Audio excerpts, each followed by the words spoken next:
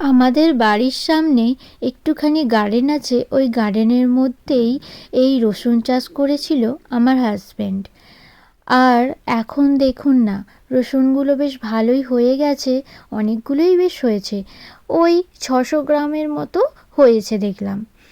তো তার মধ্যে থেকে ওপরে অনেক মাটি লেগেছিল বলে আমি ওইগুলোকে ধুয়ে পরিষ্কার করে একটু শুকনো করে রাখবো, ব্যাস এইগুলোই হয়েছে।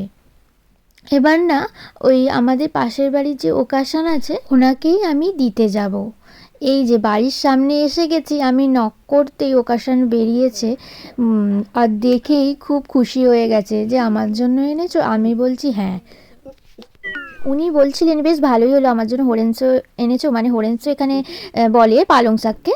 আর ওনাকে আমি দুবার আরও দিয়েছিলাম, কারণ আমাদের গার্ডেনে না অনেক পালং শাক হয়েছে, এবারে আমরা খেয়েই উঠতে পারছি না এত, তাই একটু দিয়ে এলাম, আর সাথে একটু রসুনও।